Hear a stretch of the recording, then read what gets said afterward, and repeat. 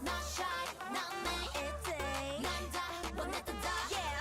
Not shy, not me. Warahmatullahi wabarakatuh. Perkenalkan, nama saya Riki. Perkenalkan, nama saya Elin Herlina. Nama saya Alfonsus Elias Saiman. Nama saya Widi Aditya Putra. Perkenalkan, nama saya Sugi Andriani. Perkenalkan, nama saya Rafina. Perkenalkan, nama saya Mulyadi.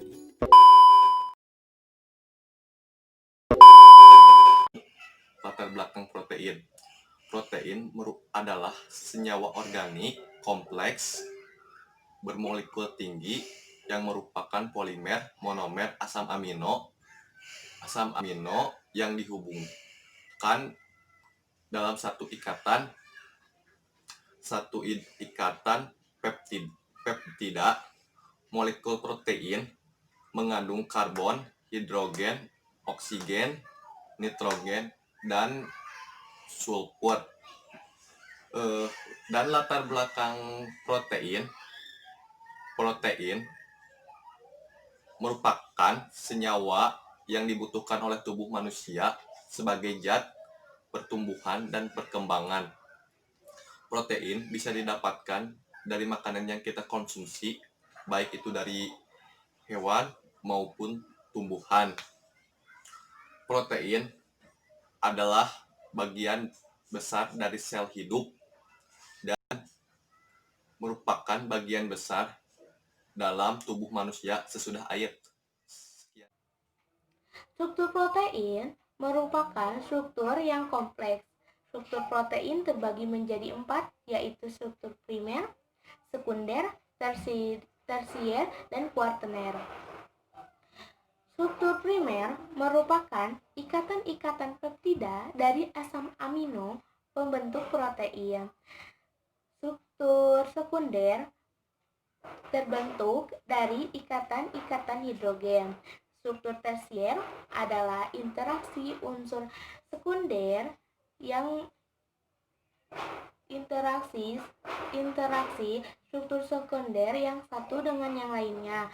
Sedangkan struktur kuartener adalah struktur yang melibatkan beberapa peptida sehingga membentuk protein. Penggolongan protein. Klasifikasi protein berdasarkan fungsi biologisnya. Enzim merupakan protein yang berfungsi sebagai katalisator biokimia. Yang kedua, protein transport. Protein transport merupakan protein yang mengikat dan memindahkan molekul, mengikat oksigen di paru-paru dan mengedarkannya ke seluruh tubuh. Yang ketiga, protein natrium adalah protein yang berfungsi mengubah energi kimia menjadi energi gerak.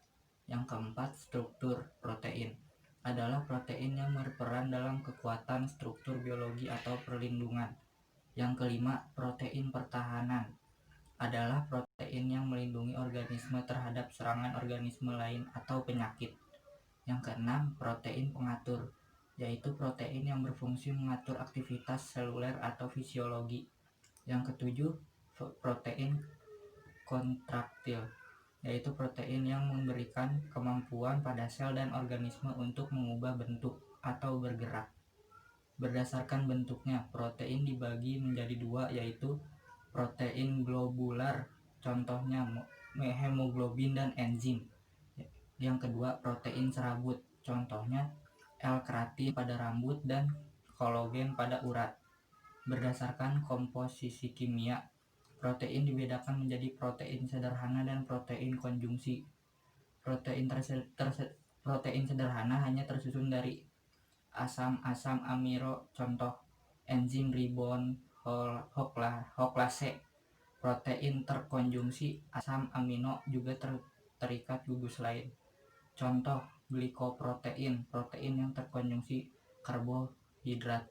Yang kedua, fosfor protein yang terkonjungsi gugus fosfat. Asam amino adalah struktur terkecil dari bagian protein. Apa saja fungsi dari asam amino? Yaitu 1. Membantu segala proses pertumbuhan dalam tubuh. 2. Memperbaiki jaringan tubuh. 3. Menjaga keseimbangan cairan tubuh. 4. Menjaga suasana asam basa di dalam tubuh. Kelima, membentuk hormon, contohnya hormon tiroid dan insulin. 5. Membentuk enzim. 6. Membentuk neurotransmitter. Membentuk sistem kekebalan tubuh. Sumber protein.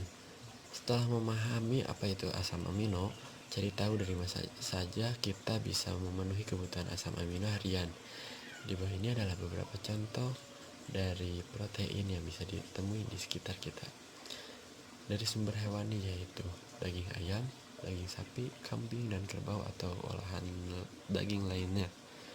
Telur, ikan, udang, cumi, kerang, dan aneka makanan laut lainnya. Dan dari sumber nabati ada kacang-kacangan seperti kacang tanah, kacang kedelai, kacang mete, kacang merah, kacang tolo, dan lainnya. Dan ada tahu, tempe, dan oncom. Identifikasi protein. Identifikasi protein ini ada beberapa uji protein. Yang pertama, ada uji nihidrin. Uji nihidrin digunakan untuk mengidentifikasi keberadaan protein dan asam amino dalam suatu bahan pangan. Reaksi nihidrin mengubah asam amino terminal menjadi aldehida. Uji ini dilakukan dengan meneteskan larutan nihidrin ke bahan uji, lalu memanaskannya selama beberapa menit. Reaksi positif ditunjukkan dengan terbentuknya warna ungu.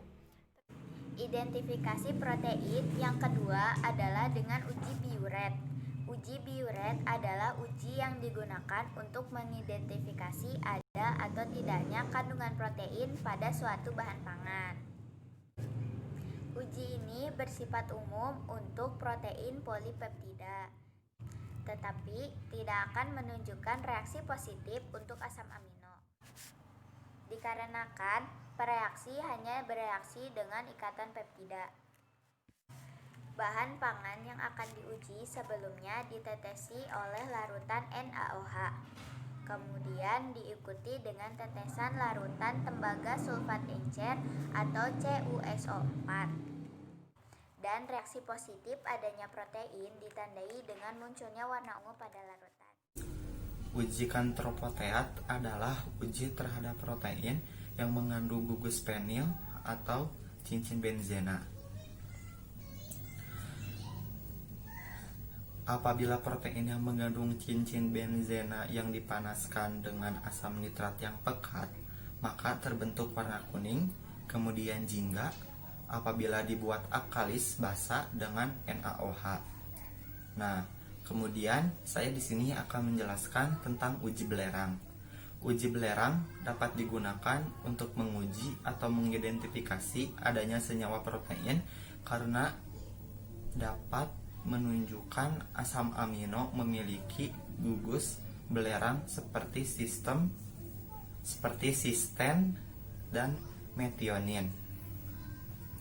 Mula-mula larutkan protein dengan larutan NaOH pekat kurang lebih 6.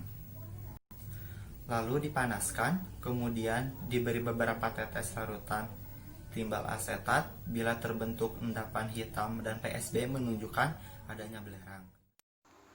Kesimpulannya adalah protein merupakan molekul makro yang mempunyai berat 5 sampai beberapa juta yang terdiri dari rantai panjang asam amino yang terikat dalam ikatan peptida.